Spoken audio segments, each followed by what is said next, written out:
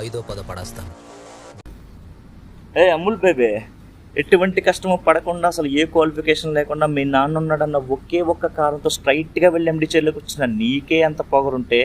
అమ్మ నాన్న తిప్పలు పడి స్కూల్ ఫీజు కడితే ఎల్కేజీ నుంచి 10th క్లాస్ వరకు కష్టపడి చదివి పాస్ అయ్యి ఇంటర్లో సులువు ఉన్న సబ్జెక్టులన్నీ వదిలేసి ఎంపీసీ చదివితేనే ఇంజనీర్ అవ్వగలవు అని చెప్తే కష్టమైన ఎంపీసీ సెలెక్ట్ చేసుకుని ఫిజిక్స్కో ట్యూషన్, కెమిస్ట్రీకో ట్యూషన్, మ్యాథ్స్కో ట్యూషన్ రూట్లు పట్టుకు తిరిగి ఈ ఫీజు కట్టాలి ఆ ఫీజు కట్టాలని అమ్మ నాన్నలు హింస పెట్టి బోర్డు ఎగ్జామ్ పాస్ అవ్వడం కోసం ప్లాస్కోలో టీ పోసుకుని రాత్రంతా చదివి అలారం పెట్టుకుని పొద్దులేసి మళ్ళీ చదివి తీరా పాస్ అయ్యాక ఎంసెట్లో ర్యాంక్ రాకపోతే లాంగ్ టర్మ్ కోచింగ్ తీసుకుని అప్పటికి మంచి ర్యాంక్ రాకపోతే అమ్మ నాన్న నగలు తాకట్టు పెట్టి మేనేజ్మెంట్లో సీట్ సంపాదించి తెలుగు మీడియం నుంచి వచ్చిన నాకు ఇంగ్లీష్ అర్థం కాక ఫస్ట్ ఇయర్ నుంచి 4th ఇయర్స్ వరకు ఉన్న అరియర్స్ అన్ని ఒకేసారి క్లియర్ చేసి సొసైటీలోకి వస్తే ఈ జనమంతా ఉద్యోగం లేని యదవని నా గురించి నీచంగా మాట్లాడుతున్నా లెక్క చేయకుండా ఉద్యోగం కోసం ఈ ఆఫీసు అని పిచ్చి కుక్కలా 4 ఏళ్ళు తిరుగుతున్న నన్ను ఎందుకు పనికిరావు తిండి దండగా మా నాన్న తిడుతుంటే ఒక్కొక్క మెతుకు గొంతుకు దిగ ముళ్ళులా గుచ్చుకుని సస్తూ బ్రతుకుతున్న నాకు ఎవరో ఒక మహానుభావుడు మంచి మనసు అవకాశం ఇస్తే దాన్ని కూడా లాగేసుకోవాలని చూస్తున్నా నీలాంటి పేవర్స్ కానీ ఎదిరించి ఈరోజు నీ ముందు నిలబడి మాట్లాడుతున్న ఉద్యోగం లేని గ్రాడ్యుయేట్ని